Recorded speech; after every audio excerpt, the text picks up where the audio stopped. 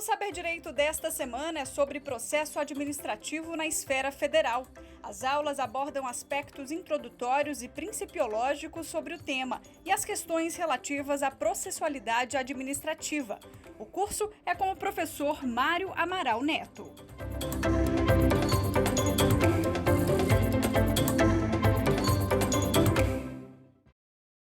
Tudo bem, meus queridos alunos? Nessa nossa aula, nós vamos dar continuidade à nossa matéria, ao nosso conteúdo e nós vamos abordar aqui o início, a instauração do processo administrativo.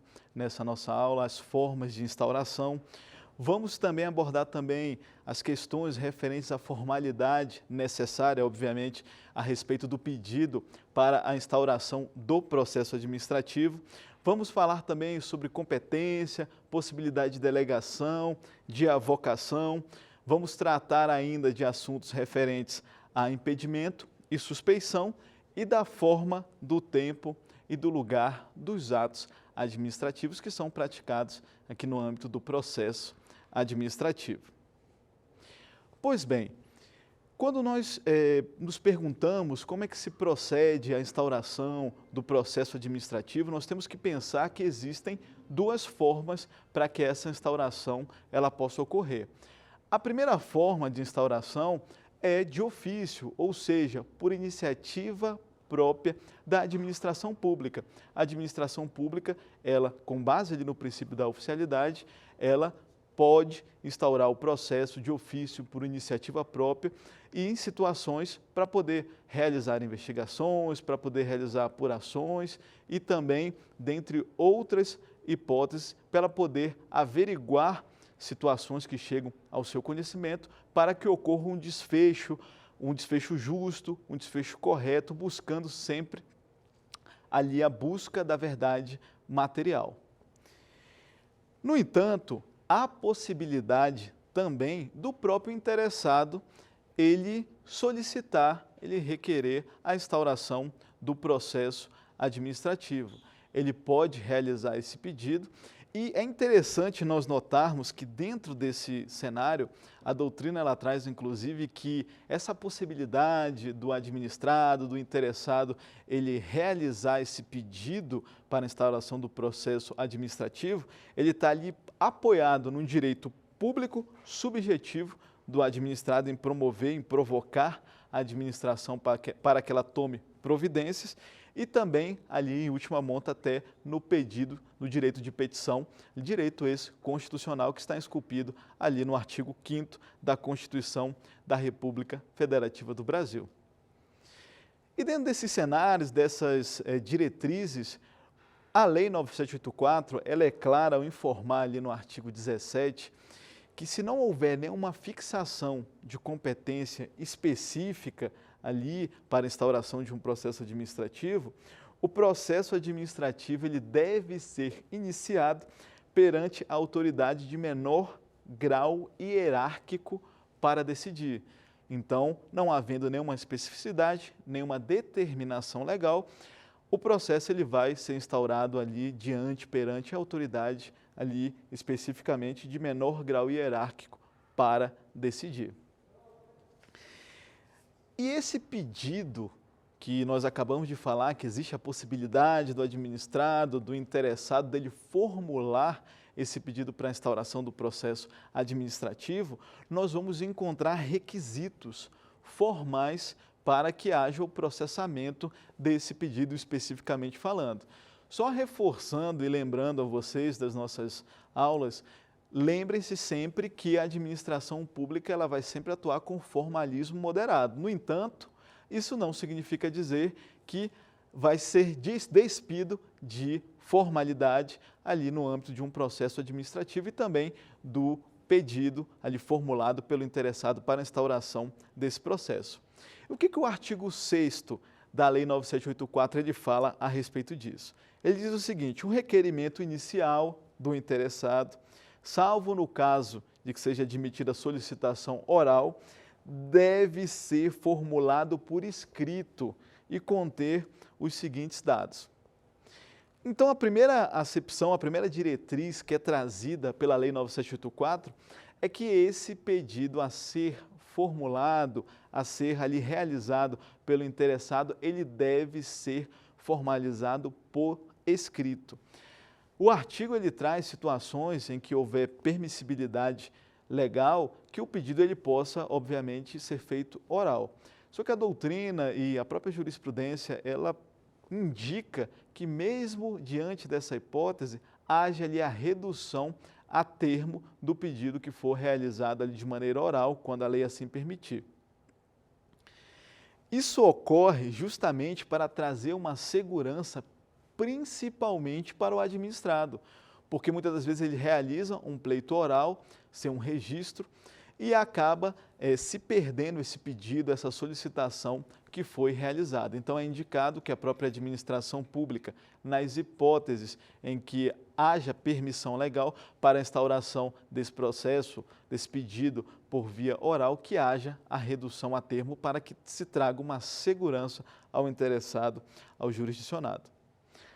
No entanto, além disso, dele ser escrito, além desse requisito, a lei ela traz outros requisitos que devem ser observados pelo interessado, pelo administrado, na instauração do processo administrativo. Então vamos aqui proceder na nossa análise do artigo 6º da Lei 9784.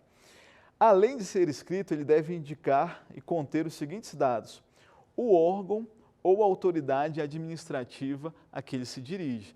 Então, ali no pedido, terá que se colocar esse direcionamento para qual autoridade, para qual órgão especificamente está se direcionando aquele pedido. O inciso 2º tem a seguinte redação: identificação do interessado ou de quem o represente.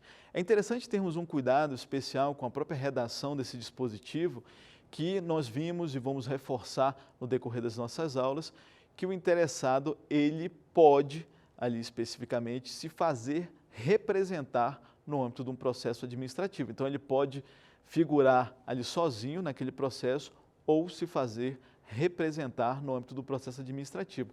No entanto, esse dispositivo, especificamente aqui da Lei 9784, ele deve ser interpretado da seguinte maneira: deve-se conter no pleito, no pedido, tanto os dados ali especificamente do interessado e de quem o representa. Justamente por quê? Porque há de se ali registrar de forma inequívoca quem é o interessado, quem é, melhor dizendo, especificamente que está lhe representando. Então o correto, o ideal é que tenha os dados tanto do interessado para que possa ser individualizado, quanto também do seu representante, que deve ser constituído formalmente nos autos do processo administrativo. Inciso 3º. Domicílio do requerente ou local para o recebimento das comunicações. Esse dispositivo ele é importante, obviamente todos são importantes serem observados, mas esse aqui ele vai garantir que o interessado ele seja cientificado, ele seja notificado da tramitação do processo, das decisões que são proferidas, das diligências que podem ser realizadas, a fim de que não lhe haja prejuízo. Então, por esse motivo que há a exigência, aqui especificamente falando, do domicílio do requerente ou local para o recebimento de comunicações. Formulação do pedido com exposição dos fatos e dos seus fundamentos.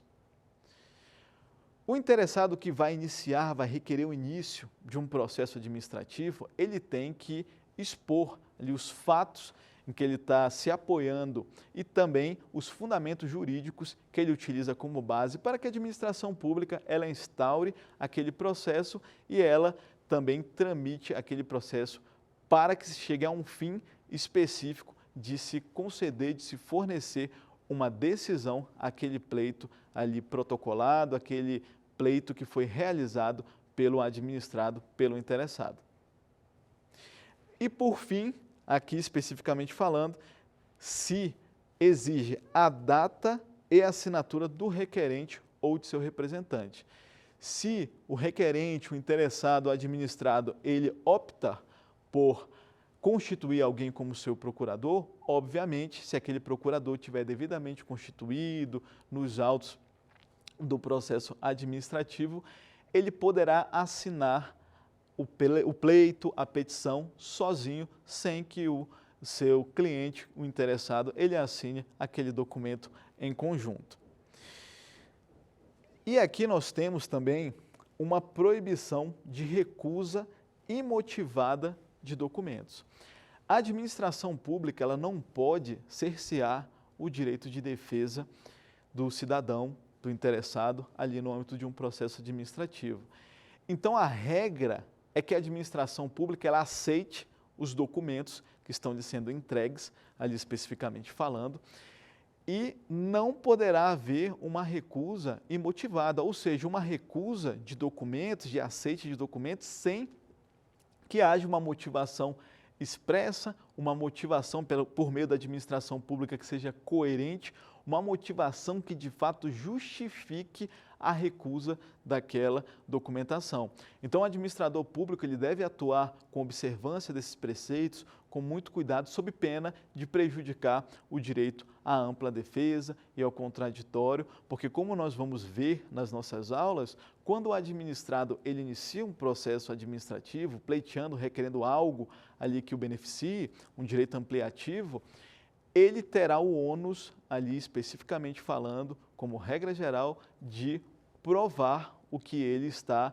pleiteando, o que ele está pedindo, o que ele está requerendo.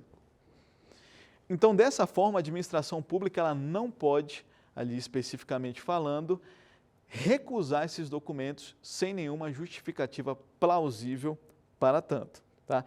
E ainda cabe ao servidor público orientar aquele administrado, aquele interessado, sobre eventuais falhas ali, para que ele possa suprir aquelas falhas. Isso justamente para que não haja esse prejuízo à ampla defesa e que o administrado ele possa exercer ali o seu amplo direito de peticionar nos autos, de produção de provas e realmente se observe esse formalismo, mas um formalismo moderado. O artigo 7º da Lei 9784, ele fala o seguinte, que órgãos e entidades administrativas deverão elaborar modelos ou formulários padronizados, tá? Para assuntos que se interpõem ali pretensões, que se pede, que se pleteiam ali pretensões equivalentes, justamente para dar uma maior celeridade, para que possa ali haver um maior acesso, somente com o preenchimento de formulário, para que haja o impulsionamento e o início e a instauração do processo administrativo. O artigo 8º da Lei 9784, ele traz uma acepção muito interessante para nós abordarmos. Pedidos de uma pluralidade de interessados. Tá? Se tiverem ali conteúdos e fundamentos idênticos, poderão ser ali formulados em um único requerimento. Então, muitas das vezes, está-se no âmbito da administração pública, vários servidores públicos ali que têm um pleito idêntico, específico, eles podem formular um único requerimento para apreciação da administração pública. E quem são os legitimados do processo administrativo? Quem são esses legitimados ali que podem figurar no âmbito de um processo administrativo, tendo, obviamente, esse título? Primeiro, pessoas físicas ou jurídicas, né, que o iniciem como titulares de direitos e interesses individuais ou no exercício do direito de representação. Então, aquelas pessoas que iniciaram um processo administrativo, que estão pleiteando um direito especificamente falando, a doutrina chama eles de interessados deflagradores, justamente porque eles que iniciaram o processo administrativo preencheram aquele requerimento, observando as formalidades do artigo 6º, para que o seu pleito, para que o direito vindicado, ele pudesse ser analisado pela administração pública. Então, dentro dessa acepção, eles serão um dos legitimados previsto aqui no artigo 9º da Lei 9784. Também a lei, ela assevera que podem ser considerados, ali no artigo 9º, inciso 2º, como legitimados para figurarem no processo administrativo, aqueles que, sem terem iniciado o processo administrativo, eles têm direitos ou interesses que possam ser afetados. tá? Pela decisão que vai ser tomada ali naquele processo.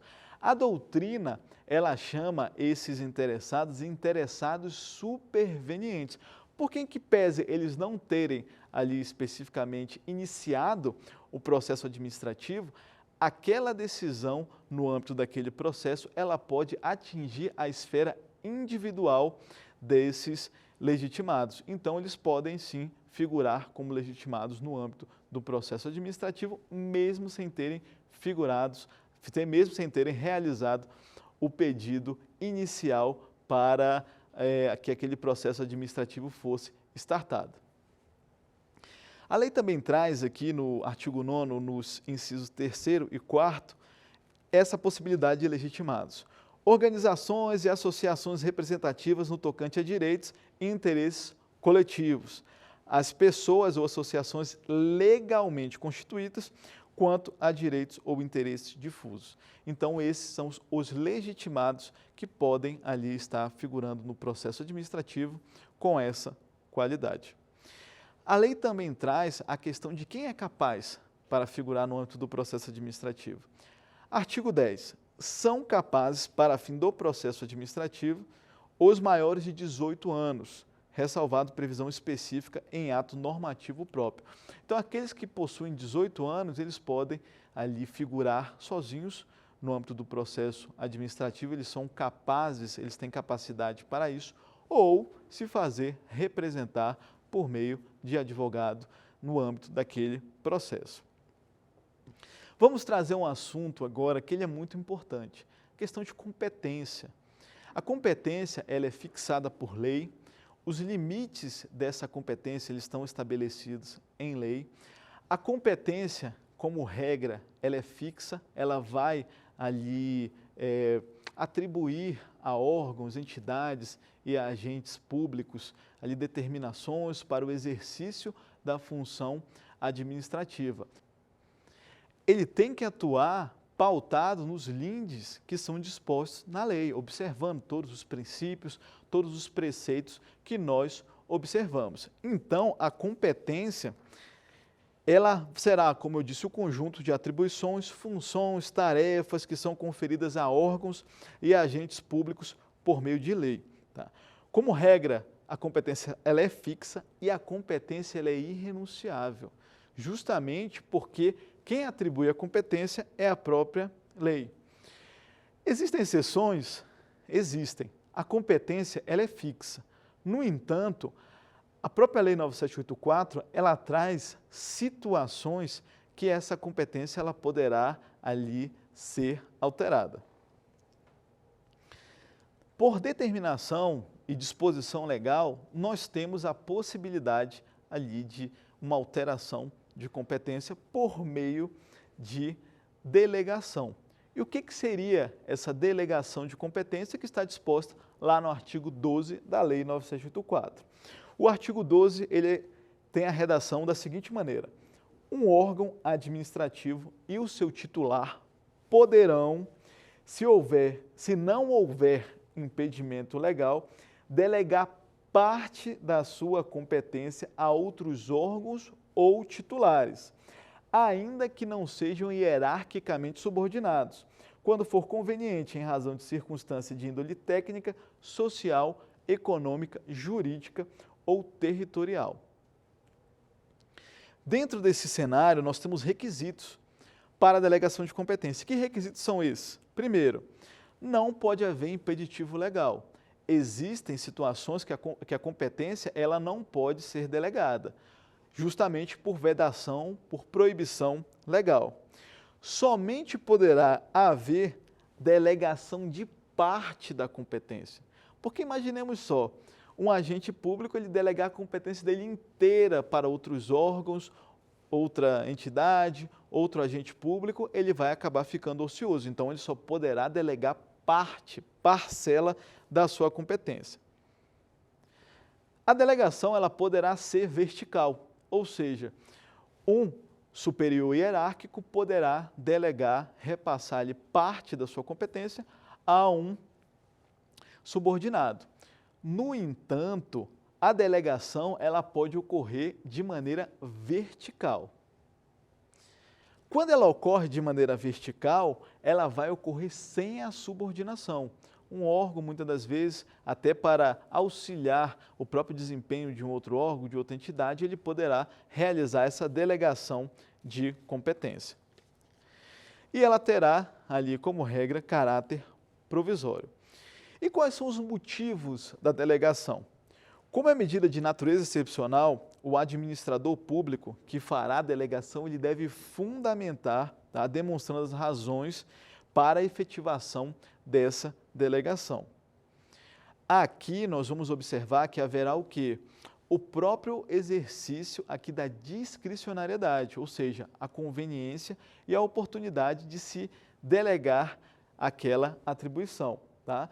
Sempre atrelado, lembre-se, com a finalidade pública e deverá se dar em razão de circunstância de índole técnica, social, econômica, jurídica ou territorial. No entanto, nós temos situações que há proibição, que há vedação expressa da lei referente à impossibilidade de delegação. Artigo 13 da Lei 9784. Não podem ser objetos de delegação edição de atos de caráter normativo, justamente porque são atos gerais e abstratos que eles podem alcançar inúmeras pessoas. E a lei, nesses casos, ela atribui essa função de edição de atos de caráter normativo, no âmbito da administração pública, para autoridades ali hierarquicamente superiores, justamente para que haja ali, muitas das vezes, uma melhor precisão, um maior cuidado, às vezes um maior estudo, para que não haja ali eventuais prejuízos à sociedade, à coletividade. Não podem também ser objeto de delegação decisão de recurso administrativo. Isso porque evita que haja a supressão de instância. Então, nós vamos ver que existe até um limite aqui no processo administrativo para que o processo ele tramite por instâncias. No entanto, a lei ela fala de forma clara que não poderá haver essa delegação de competência referente à decisão de recurso administrativo para que não haja essa supressão de instância. E também, por fim, matérias que sejam exclusivas, de competência exclusivas de órgãos e entidades. Justamente porque a competência exclusiva ela não pode ser delegada. A competência privativa tem possibilidade de delegação, agora exclusiva há o impeditivo de delegação de competência. E o que o ato de delegação ele vai precisar observar? Além dele precisar observar os requisitos ali do próprio ato administrativo, os requisitos gerais, o artigo 14 da lei fala o seguinte, que vai ter que ser publicado ali em meio oficial, deve haver a especificação da matéria, tá? E os poderes ali da transferência, a duração da delegação, deve haver ainda os objetivos da delegação, ou seja, o que pretende o agente delegante com aquela delegação de competência, o recurso cabível, tá, contra o ato praticado pelo agente delegado e seus respectivos direcionamentos, tá, e a ressalva no exercício da delegação. Então, terá que haver todos esses requisitos e ainda, por último, por fim, como visto aqui, as limitações, as ressalvas quanto a essa delegação. Justamente para que o agente que recebe essa competência, ele saiba exatamente quais os lindes, os limites que ele poderá atuar. O que deve ter no ato delegado? Tá? O ato delegado, ou seja, aquele ato que é praticado no exercício da delegação de competência pelo agente que recebeu, o agente delegado que recebeu aquela atribuição, ele deve mencionar explicitamente que foram praticados aqueles atos ali com base, com supedâneo da delegação de competência. Então, se ele recebe uma competência e pratica um ato, ele vai deixar expresso naquele ato que ele pratica aquele ato com base na delegação de competência conferida pelo normativo tal. E, por fim, o ato delegado ele é considerado de prática do próprio delegado e não da autoridade delegante. Então, aquele que recebeu a competência pratica o ato, realmente a lei ela atribui aquela responsabilidade àquele que praticou o ato. Temos também outra hipótese de modificação de competência. E essa hipótese é a avocação. A avocação, diferentemente da delegação, que na delegação, como nós vimos, há o que? A distribuição, o repasse de competência, seja de maneira vertical ou de modo horizontal. Na avocação, haverá o que? Haverá o chamamento dessa competência. Ou seja, ali na avocação, haverá necessariamente uma relação hierárquica, ela só poderá ocorrer de modo vertical, e uma autoridade superior, ela vai avocar aquela competência do seu subordinado para que ele transitoriamente ele exerça a competência de que originariamente não era dele. E quais são os requisitos para essa avocação, para o implemento desse instituto? Primeiro, excepcionalidade. É também aqui a maneira, forma de alteração de competência excepcional. Relevância do motivo. Há de se demonstrar relevância para que um superior se retire parcela da competência ali do seu subordinado para que ele possa exercê-la. Motivação da transferência, ou seja, os motivos devem estar expressos, devem estar claros. E somente pode ser utilizada, realizada, como dito, da maneira vertical. E ela é transitória.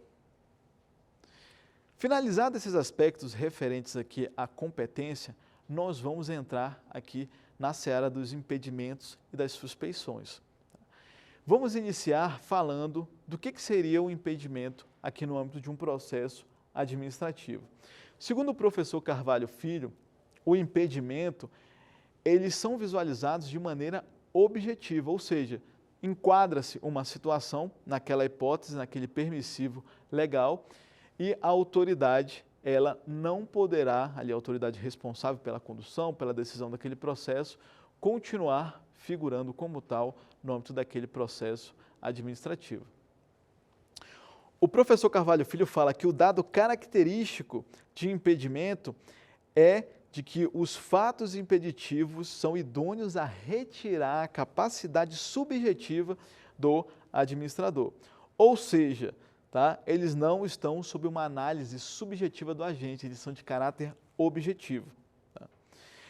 Tal regra ela visa manter a imparcialidade ali do julgador, do agente público na busca pela verdade material. E essas hipóteses de impedimento estão previstas ali no artigo 18 da Lei 9784.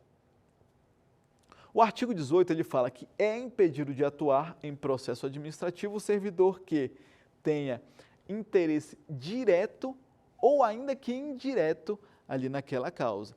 Então, se ele tiver interesse direto, ele será considerado como impedido. Se o interesse ainda assim for indireto, um pouco mais longe, mas mesmo assim a lei opta por retirá-lo daquele processo administrativo e substituí-lo por outra autoridade que não se enquadre nessas hipóteses.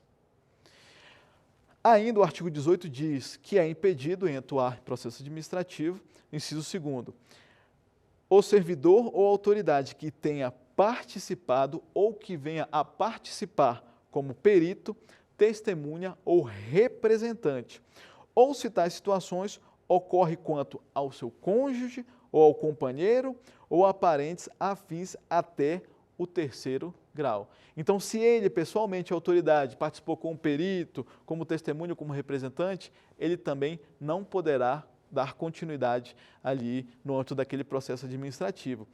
E se essa hipótese ocorreu com o cônjuge ou o companheiro, ali foi testemunha, foi perito, ou parente até o 3º grau, se foi filho, tio, ele será o quê? Afastado. Se foi o primo, pode? Pode, porque o primo ele é um parente ali colateral de 4º grau.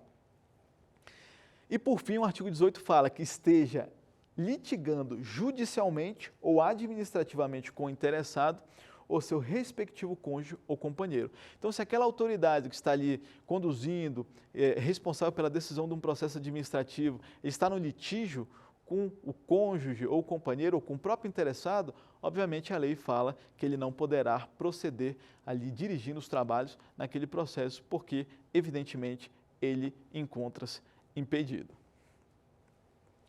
Quais são os efeitos do impedimento? A lei ela fala que a autoridade ela deverá, tá, quando ela tiver ciência dessas questões, comunicar à administração pública o seu impedimento para que ele seja afastado daquele processo. E é interessante nós abordarmos o seguinte, tá? A lei expressamente ela fala o seguinte, que o servidor que se omitir em comunicar o impedimento, tal fato constitui-se falta grave para fins disciplinares. Então, o servidor que está na condução ali, ele tem ciência que aquele administrado que está no processo está litigando com ele, por exemplo, por um outro motivo, por uma batida de carro no juizado especial, que não tem ali uma lide no âmbito daquele processo, vai ter um litígio com aquele interessado em outro processo, ele tem que comunicar sob pena de ser responsabilizado, tá, administrativamente, ser sancionado com penalidade grave. Tá?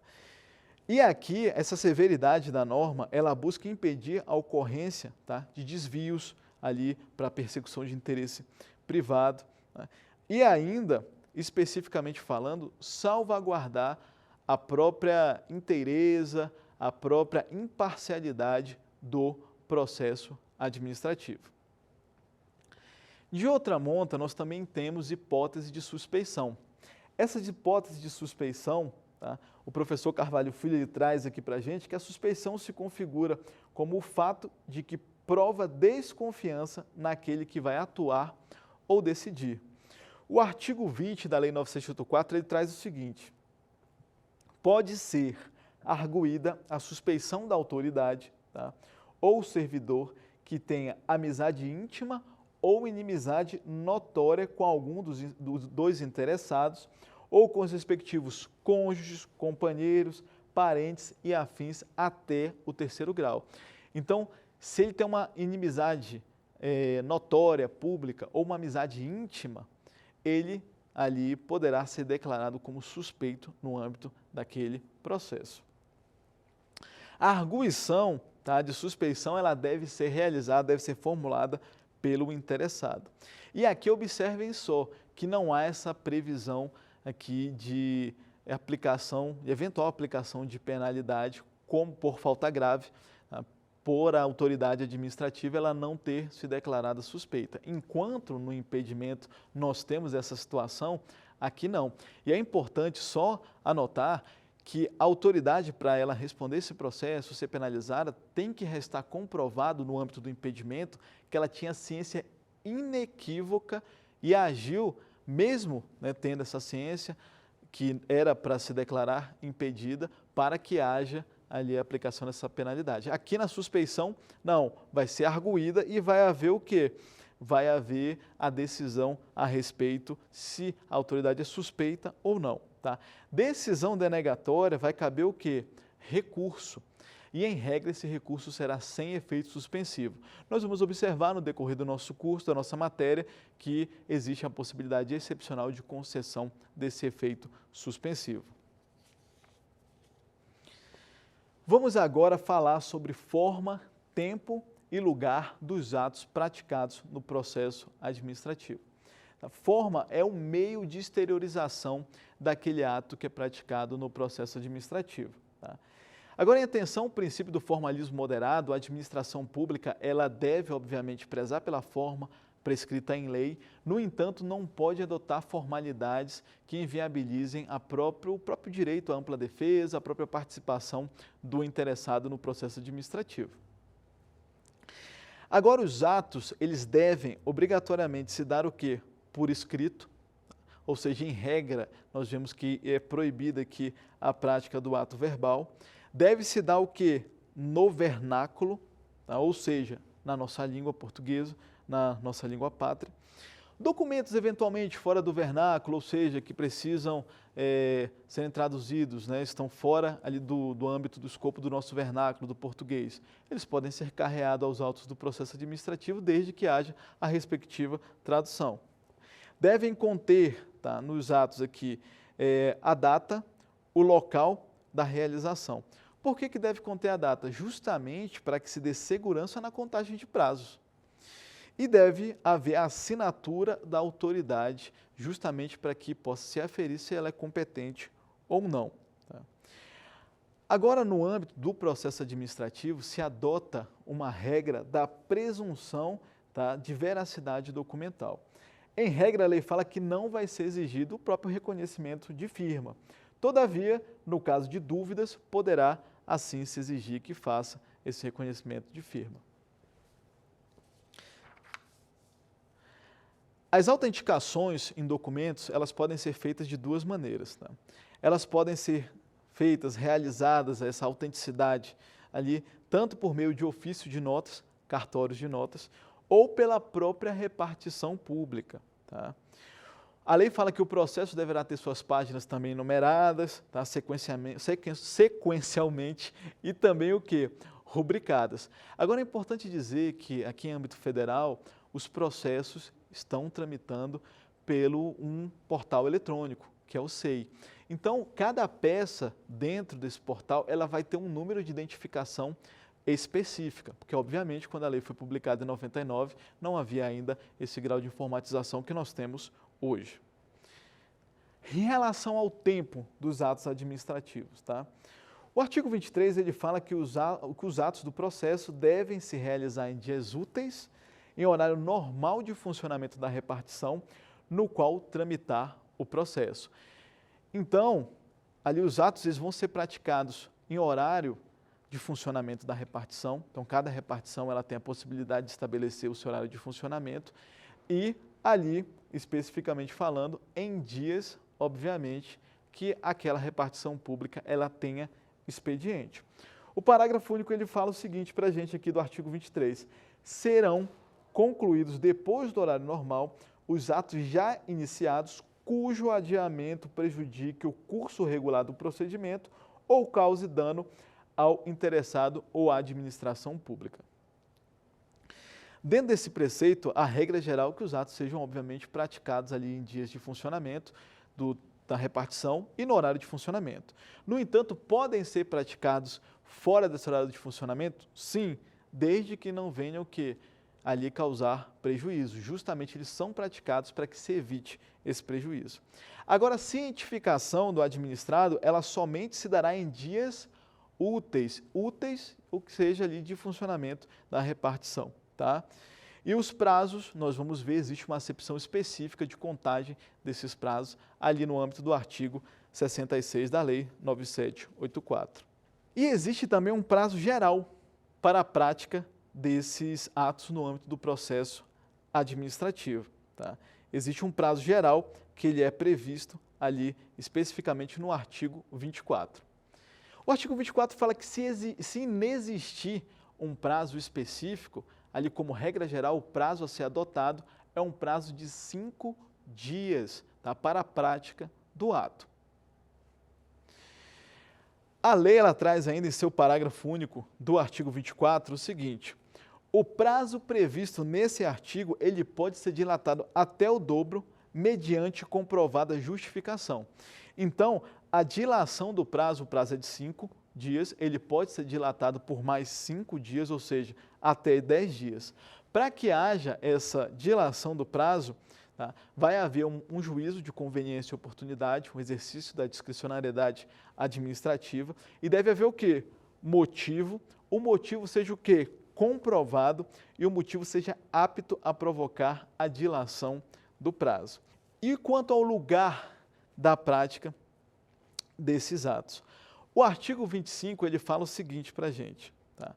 Os atos devem realizar-se preferencialmente na sede do órgão, tá? Cientificando-se o interessado se outro local for de realização. Então se traz aqui especificamente essa regra de que o ato, ele obviamente, ele deve ser praticado preferencialmente na sede do órgão, tá? Justamente para que haja ali uma segurança, uma diretriz inicial a respeito de onde aquele ato, ele costumeiramente, ele será praticado. Agora, comporta exceções? Comporta alguma exceção no âmbito aqui do que dispõe a legislação? Sim, vai comportar exceção. E exceção essa, aqui, obviamente, que o ato ele pode ser praticado em outro local, ou seja, fora da sede do órgão, mas desde que haja o quê? A cientificação, tá, do interessado. Imaginemos só, o interessado, ele fica sabendo, não é cientificado, da prática ali, oficialmente, da prática de um determinado ato no processo administrativo. Vamos supor a colheita de um depoimento de testemunha. E o interessado ele vai se dirigir, obviamente, para a sede daquele órgão. Vamos supor que ou ele não foi cientificado, ou essa cientificação não veio ali especificamente com observância de que essa colheita de prova testemunhal, essa colheita de depoimento ia ocorrer em outro lugar, e ele se dirige para a sede do órgão.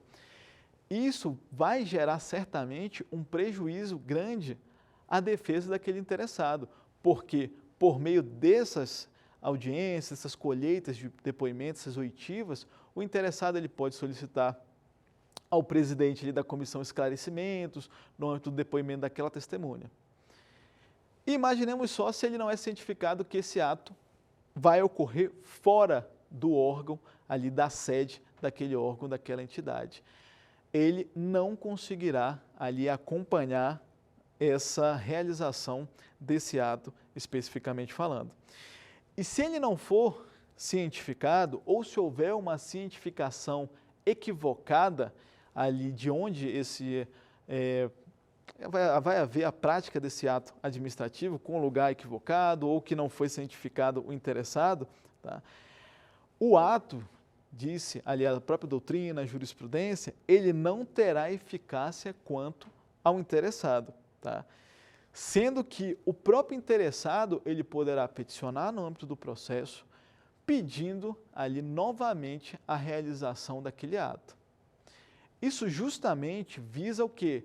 Resguardar o próprio direito do interessado, além de saber o local, poder acompanhar o ato e ali exercer o seu amplo direito de defesa e o contraditório. Então, dentro dessas acepções, é muito importante que todas essas questões referentes à prática do ato, o tempo, aqui especificamente o lugar, elas sejam observadas sob pena aqui de trazerem prejuízo ao interessado, ao administrado. E prejuízos esses que eles são ali, eles podem ser controlados, tá? Um controle de legalidade no âmbito do Poder Judiciário. Isso porque a administração pública, ela deve pautar sim as suas atuações, deve proferir os seus atos, deve proferir as suas decisões com base em todos esses princípios e com base especificamente no que a lei determina, no que a lei ela dispõe. E se assim ela não proceder, poderá aquele que se sentir prejudicado, que restar prejudicado, questionar tanto no âmbito do próprio processo administrativo, porque a administração pública ela tem esse poder de rever os seus próprios atos, anulando os ilegais e revogando os inconvenientes e os inoportunos, como também ele pode bater as portas do Poder Judiciário por meio de um processo judicial para que o Judiciário faça o controle de legalidade. Agora, nunca se esqueça, o Judiciário ele não vai, ali especificamente falando, invadir a seara da decisão do administrador público, ou seja, ele não vai invadir o mérito administrativo, ele pode o quê? Fazer esse controle de legalidade dos atos da administração pública, porque a administração pública ela deve clara e estrita observância ao que resta preceituado na lei, o que resta preceituado na legislação pátria. Bem, meus alunos, vamos testar os nossos conhecimentos. Vou chamar agora as nossas perguntas, o nosso quiz, para que nós possamos reforçar, visualizar o que nós aprendemos e aplicar nessas perguntas que eu separei para vocês. Pode ser objeto de delegação? O que pode ser objeto de delegação? Nós vimos as hipóteses de fixação de competência, o que pode ser, qual ato pode ser delegado, qual ato que há impeditivo ali legal para que haja essa autorização de delegação. Primeira alternativa, edição de atos normativos. Atos normativos eles podem ser delegados? Como nós vimos, não há essa possibilidade, porque o ato normativo ele visa alcançar um número muito grande, determinado de pessoas, e essa competência ela afeta geralmente ali autoridades de alto escalão para que haja um estudo maior, uma disciplina maior a respeito do tema, então se veda a delegação. Letra C, decisão de recursos administrativos. Pode haver delegação? Como nós vimos, também não. Por quê? Porque justamente ali vai se prestigiar que o interessado ele possa ali tramitar o processo, ter o seu direito de revisão, ali, de reapreciação desse recurso, tá, por uma autoridade diferente. Então, para que não haja supressão de instâncias, não vai poder haver ali a delegação de decisões de recurso. E, por fim, é a letra C. Pode ser delegado o quê? Parcela da competência. Só lembrando que a competência, ela de forma totalitária, ou seja, de forma total, na sua inteireza, ela não pode ser delegada. Só pode ser delegada parcela da competência. Vamos para a nossa segunda pergunta.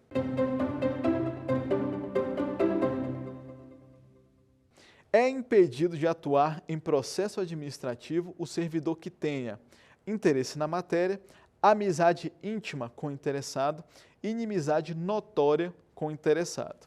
Aqui, como nós vimos, a alternativa correta será o quê? Será a letra A. Justamente porque nós estamos tratando de caso de impedimento, são critérios objetivos, enquanto as duas outras alternativas são casos o quê?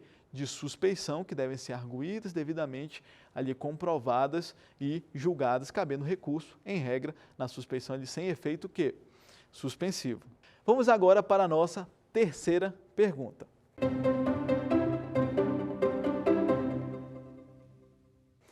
Os atos do processo devem ser produzidos por escrito. Alternativa A, podendo ser apócrifa.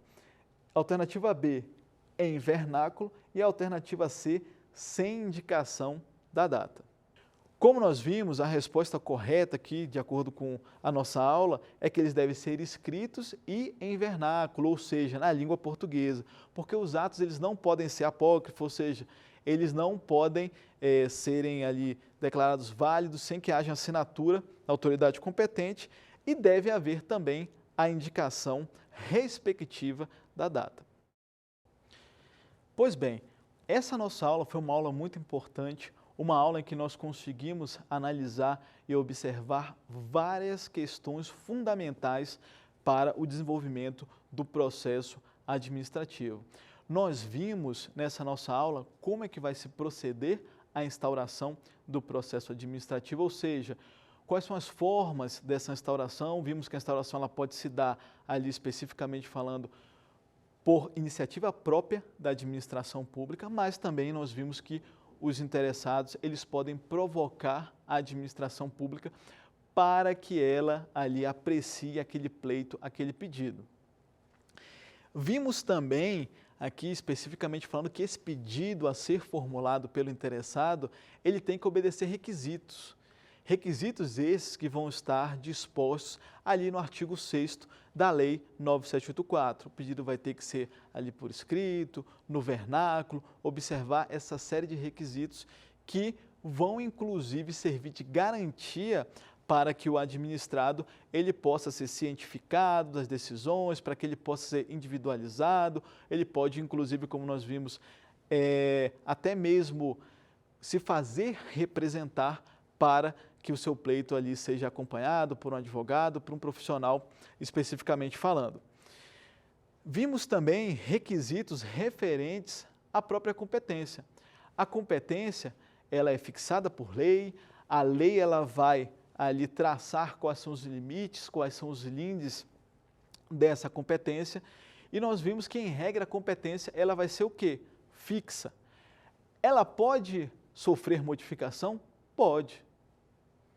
E como nós observamos, existem hipóteses de delegação de competência e hipóteses também de avocação. Na delegação vai haver uma transferência daquela competência para outra. E lembrando que essa competência, essa transferência de competência, ela pode ser tanto vertical, ou seja, quando há subordinação, quanto horizontal, quando não há subordinação entre o agente que está delegando aquela competência e o agente que está recebendo aquela competência. Vimos também que a hipótese de avocação exige ali um trato, uma linha vertical, uma linha de subordinação e que a autoridade superior, de forma excepcional, devidamente motivada, ela vai o quê? Avocar, ela vai chamar para si parcela daquela competência do seu subordinado. E também nós vimos hipótese de suspeição e de impedimento. Hipóteses essas que devem ali serem levadas sempre em consideração para que haja imparcialidade do âmbito do processo administrativo. Vimos que essas hipóteses de impedimento, elas são ali hipóteses objetivas que estão elencadas, especificamente falando no artigo 18 da Lei 9784. E também nós vimos que no caso de suspeição vai haver ali hipóteses que serão analisadas, aquele interessado, né, que ele tem ali, muitas das vezes, situações que tem uma inimizade notória, uma amizade íntima, poderá haver ali, se arguir aquela suspeição no âmbito daquele processo administrativo. E nós caminhamos, né, para o final da nossa aula, relembrando que nós vimos a forma, o tempo e o lugar dos atos a serem praticados no processo administrativo. Vimos as suas peculiaridades, as suas características, como devem ser realizados, como deve haver essa observância para que haja ali sempre, especificamente falando, essa atenção no trâmite do processo para que não gere eventuais prejuízos e, em última monta, venha a gerar, inclusive, nulidades, como nós vamos abordar na nossa próxima aula. E, na nossa próxima aula, nós vamos ver a instrução do processo administrativo. Instrução essa que é nessa situação que o interessado ele vai ter oportunidade de exercer o seu mais amplo direito de defesa e o seu direito ao contraditório. Vai poder acostar os autos ali, manifestação escrita, produzir provas no âmbito do processo, pedir a colheita de depoimentos de testemunhas, tudo isso para que haja ali, especificamente falando, a comprovação do direito que ele está vindicando no âmbito daquele processo. Então, nessa nossa próxima aula, nós vamos abordar esses aspectos, todas essas situações aqui de instrução, essas situações que são ali de extrema importância e de extrema relevância no âmbito do processo administrativo.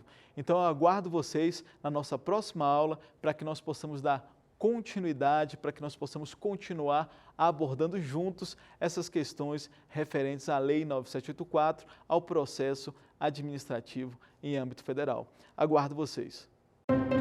Quer dar alguma sugestão de tema para os cursos do Saber Direito? Então mande um e-mail para a gente, saberdireito@stf.jus.br, ou entre em contato pelo WhatsApp, o número é esse que aparece na sua tela. Você também pode estudar pela internet. Acesse nosso site tvjustiça.jus.br ou pode rever as aulas no canal do YouTube TV Justiça Oficial.